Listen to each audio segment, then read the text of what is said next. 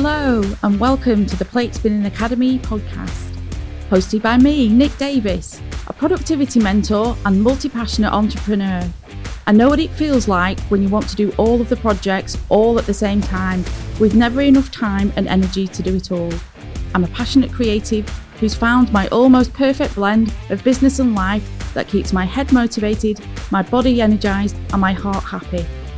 I'll be talking about all things to do with organisation, rotas, goal setting, systems and structures, and strategies for business and life together, all combined with a healthy dose of accountability and motivation to help you on your journey.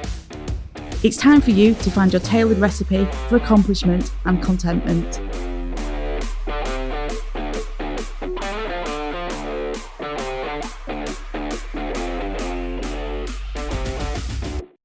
Hello and welcome to today's episode. Today I'm going to talk about getting your housework on autopilot. Imagine that. That would be really good, wouldn't it? And you're also kind of thinking, yeah, it's not realistic really, is it? But there are ways that you can reclaim some headspace back from it. But before I go into that in more detail, I want to bring up this subject of the pressure that comes with having an Insta-worthy home, an Insta-worthy life. When we're working in the online space, we're given all these beautiful photographs of people's homes, and it may be that people are sharing content. They may be taking a selfie, and in the background, they've got a perfectly neat and tidy living room, or they're in their kitchen and everything's, it's like a show home, isn't it? I will bet you that behind that camera is an absolute tip on the other side of that room. But we all fall into it. We still all, we refuse to look at the reality of it. We still somehow, even though we know it's not real, we still feel under pressure to maintain a perfect home, have perfect children, eat perfect food, and run a perfect business. And it's just not feasible. Or if it is, please let me know, because I'm still figuring it out. So there's a lot of comparisonitis when it comes to seeing what other people are doing online. And I wanted to share with you some of my experiences that I've had online. I mean, they're not business forums, but they are cleaning house forums or decluttering and organising. And these groups online have got hundreds of thousands of people in them. So many different personalities all come together into one space. And somebody will ask a question and it'll be, oh, how often should I change my bedding? And for me, that's the most irritating question ever, because what happens then is you'll get 150 replies and they're all different. And I've seen people saying that they change their bedding weekly, say, fortnightly. And then there's the other people who kind of go, well, I don't change my bedding that often.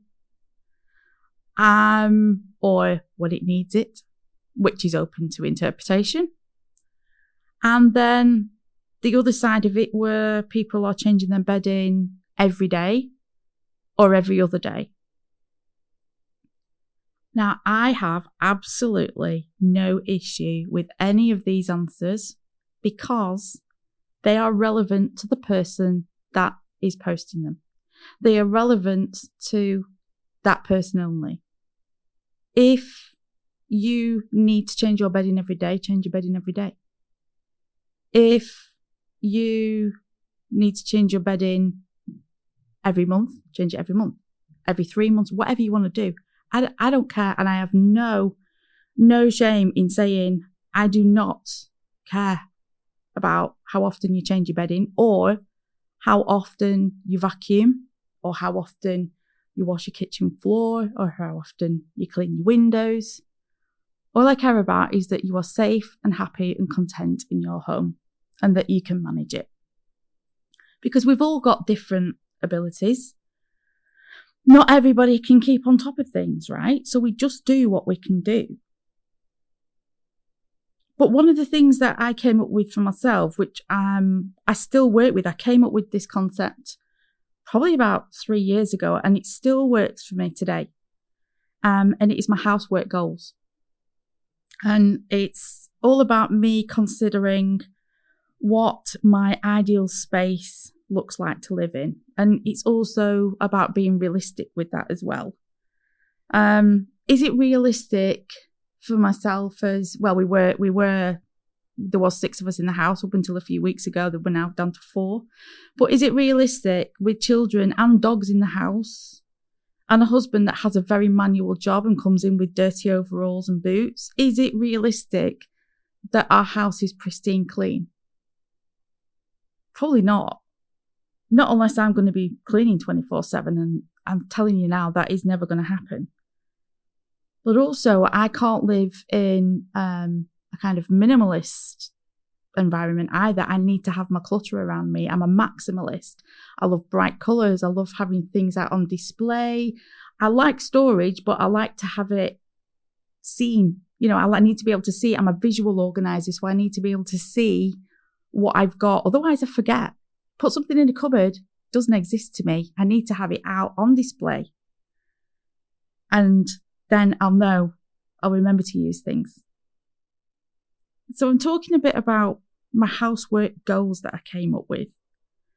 They're a combination of objective and subjective ideas. And there's only me can really decide what they are for me. And you will only be able to decide what they are for you.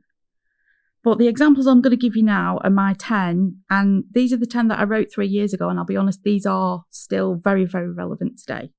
So I'm just going to read my list here, and I'm going to read them out to you. It's all about, what do I want my home to be? Okay, so number 1, I want my home to be reasonably clean and tidy without being perfectly neat or spotless. Number 2, I need my home to be practical for me to work from home efficiently without impeding home life. And number 3, I want my home to be comfortable enough for us to live in without causing extra stress and anxiety, and for us to make the most of the space available. And number 4, I want my home to be somewhere that guests can drop in and feel at ease without worrying about getting dirt on the carpet, within reason, of course, spilling a drink or breaking something. And number 5, I want my home to be clean and tidy enough for me not to care what state it's in if unexpected visitors arrive. Number 6, I want my home to be a space where the floors and other surfaces are free from clutter and we are able to put things away easily when finished with them. Number 7, I want my home to be organised enough that I can find something when I need it straight away. Number 8, I want my home to be a useful space with kitchen worktops clean and clear, other than some small appliances and utensils that we use regularly, and with enough room to prepare food and serve our evening meal. And number 9, I want my home to have a fresh environment that smells pleasant without the overuse of air fresheners or wax burners. And number 10, I want my home to be a happy, relaxed and content atmosphere for the whole family to open up and feel like they can be themselves. So those are my 10 housework goals, and I will stand by all of those today and every day. I don't feel that they're too out of reach for me. And I'm wondering if any of those resonate with you at all. And maybe this is something that you can do for yourself. Write down your goals, pin them up on your fridge or your notice board, and maybe think about how you could achieve those. Make sure they're realistic. Make sure that they're achievable. Give it a go and let me know how you get on. And remember what I said right at the beginning. Those Instagram posts are more than likely staged.